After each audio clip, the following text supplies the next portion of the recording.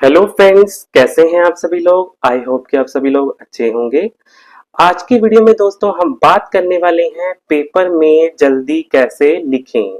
आज मैं आपको बताऊंगा कि आप अपनी परीक्षा में अगर आप परीक्षा देने वाले हैं तो आप अगर 3 घंटे से पहले नहीं लिख पाते हैं अपनी परीक्षा को, तो आप किस प्रकार से 10 टिप्स को जानने के बाद अपनी परीक्षा में जल्दी से लिख पाएंगे, यानी कि 3 घंटे से पहले आप अपनी परीक्षा को कैसे लिख पाएंगे। तो वीडियो पर एंड तक बने रहें। अगर आप वीडियो पर नए हैं तो चैनल को सब्सक्राइब कर लीजिए और साथ ही बेल आइकन को प्रेस कर लीजिएगा, क्योंकि आगे की आने वाली वीडियो का नोटिफिकेशन आप तक आसानी से पहुंच जाएगा। तो सबसे पहले टिप नंबर 1 के बारे में बात कर लेते हैं कि वो कौन सी है। यहाँ पर मैंने बताया है कि टिप नंबर 1 को आप यहाँ पर देख रहे होंगे कि सही पेन लिखा है। इसका मतलब क्या है, तो आपको मैं यहाँ पर बता देता हूँ कि सही पेन का मतलब है कि अगर आपको पता है कि आपका एग्जाम होने वाला है या आपके एग्जाम जो है शुरू होने वाले हैं, तो आप सही पेन का इस्तेमाल करें। सही पेन का मतलब है कि आप नॉर्मल यानी कि सस्ता 2-3 रुपए वाला पेन का इस्तेमाल ना करें, बढ़िया पेन का इस्तेमाल करें, बॉल पेन का इस्तेमाल करें, जो कि पहली टिप है। दूसरी टिप मैं आपको बता देता हूं, वो है कि दूसरी टिप है जो हमारी, वो है स्लिपरी पेन और ग्रिप वाला पेन। अब आप यहाँ पर सोच रहे होंगे कि ये स्लिपरी पेन क्या है और ग्रिप वाला पेन क्या है। तो मैं यहाँ पर आपको क्लियर करा देता हूँ कि आपने देखा होगा, अक्सर ही आपको मैं एक एग्जाम्पल के तौर से बताता हूँ। आपने देखा होगा कि मार्केट में एक तो ये सिंपल जो प्लेन पेन आता है, ये एक आता है, और इसके अलावा एक पेन आता है ये जिसपे ग्रिप बनी रहती है।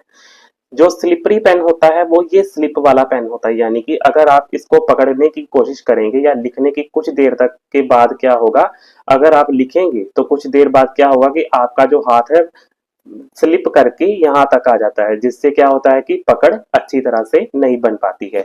वहीं इसके कंपैरिजन आप अगर ग्रिप वाला पेन लेते हैं तो इससे क्या होता है कि जो पकड़ होती है वो बहुत ही टिकाऊ बनी रहती है, जिससे क्या होता है कि आप अधिक समय तक लिखने में सक्षम रह पाते हैं। तो आपको मैं रेकमेंड करूंगा कि आप हमेशा ही जो है ग्रिप वाला पेन इस प्रकार से लें जिसपे ये लाइनें बनी रहती हैं। तीसरी टिप मैं आपको यहाँ पर बता देता हूँ कि वो क्या है।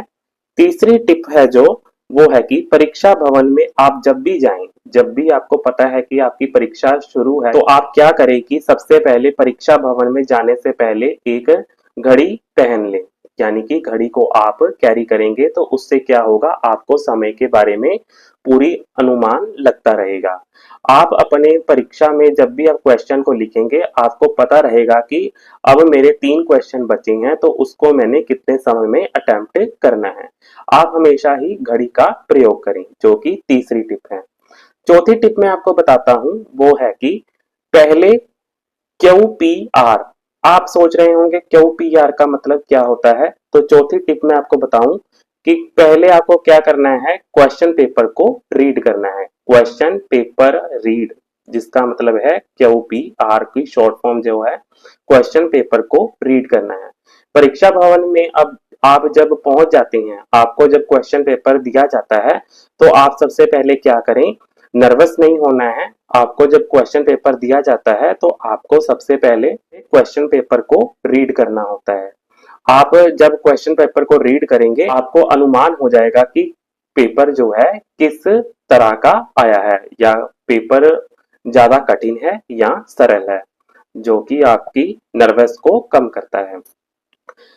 पांचवी जो टिप मैं आपको यहाँ पर बताने वाला हूँ, पांचवी टिप है जो, वो है कि सबसे पहले आपको क्या करना है, क्वेश्चन पेपर को रीड कर लिया, उसके बाद आपको क्या करना है, शुरू करने से पहले पेपर को क्या करना है, जो आपको पहले क्वेश्चन आता है आपको वही क्वेश्चन को अटेम्प्ट करना है। आपने सुना होगा कि first impression is the last impression. अगर आपको जो पहले क्वेश्चन दिए गए हैं आपको नहीं आते हैं, आप उसी को अटेम्प्ट करने की कोशिश करेंगे, आप गलत लिखेंगे, आपको नहीं आएगा तो आप गलत लिखेंगे, जिससे क्या होगा कि आपके जो फर्स्ट इंप्रेशन होगा वो लास्ट इंप्रेशन होगा, जिससे क्या होगा कि एग्जामिनर आपके मार्क्स काटेगा और आखिरी तक आपके मार्क्स जो है नेगेटिव में ही जाएंगे। तो आप सबसे पहले क्या करें, जो आपको क्वेश्चन पहले आता है आप उसको अटेम्प्ट करने की कोशिश करें, ना कि उनको जो आपको नहीं आते हैं। टिप नंबर 6 के बारे में आपको बता देता हूं यहाँ पर। इसको आप फॉलो करेंगे तो आपका पेपर जो है बहुत ही जल्दी हो जाएगा। सबसे पहले आपको क्या करना है कि आपने देखा होगा कि अधिकतर जो बच्चे होते हैं वो क्या करते हैं कि सबसे पहले जब आपको क्वेश्चन पेपर दिया जाता है उसमें सबसे पहले शॉर्ट क्वेश्चन आंसर दिए जाते हैं, उसके बाद जो है जो लघु उत्तर वाले यानी कि लॉन्ग क्वेश्चन आंसर जो है दिए जाते हैं। तो बच्चे क्या करते हैं अक्सर ही जो शॉर्ट क्वेश्चन आंसर होते हैं उनको सबसे पहले अटेम्प्ट करने को पहल देते हैं।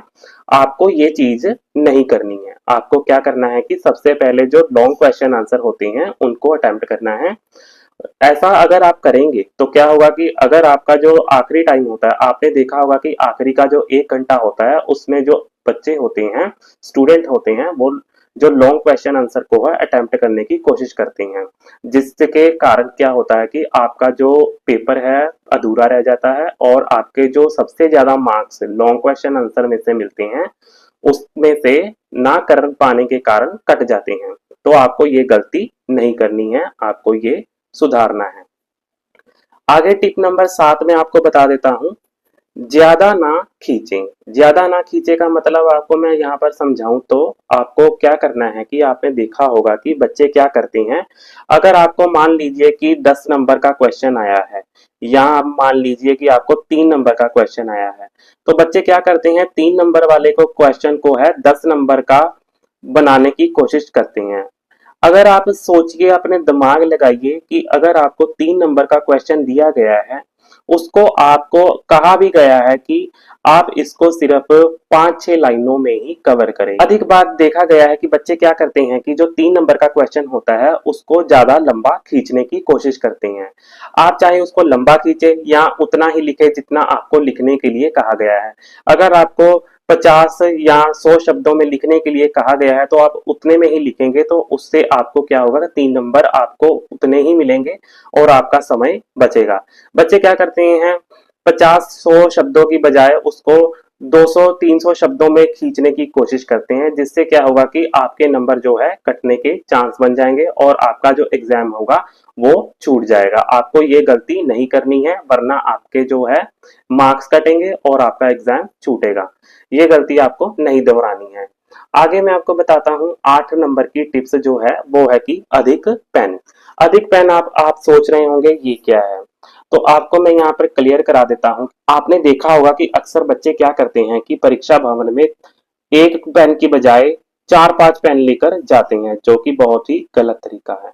आप क्या करते हैं, एक बार आपने लिखा नीले पेन से, फिर उसके बाद आपने लिखा रेड पेन से, फिर आपने यूज किया ब्लैक पेन, तो ऐसा आप करेंगे तो आपका समय बर्बाद होगा और आप अपने एग्जाम को पूरा कंप्लीट नहीं कर पाएंगे, जिससे क्या होगा आपके मार्क्स कटेंगे और आपके जो मार्क्स आने थे 80% प्लस आने थे, वही आपके जो मार्क्स होंगे वो आपके कटकर 50% के आसपास हो जाएंगे। ये गलती आपको नहीं दोहरानी है। अगर आप ऐसा करते हैं तो इससे करने से बचें। आगे जो टिप नंबर 9 है उसके बारे में आपको मैं बता देता हूँ। यहाँ पर टिप नंबर 9 कहती है कि सजावट ना करें। सजावट ना करें का मतलब है कि बच्चे क्या करते हैं अपनी परीक्षा में जब जाते हैं लिखने के लिए एग्जाम में, तो क्या करते हैं कि पेन से अधिक पेन लेकर जाते हैं। मैंने आपको जैसे बताया नीला, काला और लाल पेन लेकर जाते हैं। आप इन पेन की बजाय आपने देखा होगा कि जेल पेन अधिक प्रेफर करते हैं स्टूडेंट। आपको ये चीजें नहीं करनी है। और क्या करते हैं बच्चे, आपने देखा होगा कि साइडों पर जो है लाइनें लगाते हैं, इसके अलावा जो हेडिंग होती है उसको सजाने में लगे रहते हैं। ये चीज आपको ज्यादा नहीं करनी है। अगर आप ऐसा करेंगे आपका जो एग्जाम है वो आकर्षक बनेगा तो ठीक है, पर आपके क्या होंगे कि बाकी का वो जो एग्जाम होगा वो छूट जाएगा और आपके जो मार्क्स हैं कट जाएंगे और आप उतने नंबर प्राप्त नहीं कर पाएंगे जितने की आप सोच रखे हैं। तो ये चीज करने के लिए बचें। तो आखिरी जो 10 नंबर की टिप है आपको मैं यहाँ पर बता देता हूँ कि तो 10 नंबर की टिप आपको कहती है कि अगर आपको पता है कि आपके एग्जाम आने वाले हैं या आपके एग्जाम 1 महीना पहले आपको पता है कि आपको डेट शीट जब दी जाती है, आपको 1 महीना पहले दी जाती है, तो आपको क्या करना है दोस्तों, 1 महीना अगर आपके पास बचा है, 1 महीना आपके पास बचा है, तो आप क्या करें कि 1 महीना पहले या फिर 15 दिन पहले ही प्रैक्टिस करना शुरू कर दे अपनी हैंड राइटिंग की और अपनी घड़ी के साथ अपने आप को मैच करें कि आपकी स्पीड उतनी बन रही है या नहीं बन रही है। अगर आप ऐसा करेंगे तो आपको परीक्षा में लिखने में बहुत ही सहायता मिलेगी और आप अपनी परीक्षा में अपने एग्जाम को पूरी तरह से अटेम्प्ट कर पाएंगे। तो अगर आप दोस्तों इन सभी 10 जो टिप मैंने आपको बताई हैं, इनको अगर आप फॉलो करते हैं तो आप अपनी परीक्षा में एग्जाम को पूरा अटेम्प्ट कर पाएंगे और अच्छे नंबर प्राप्त कर पाएंगे।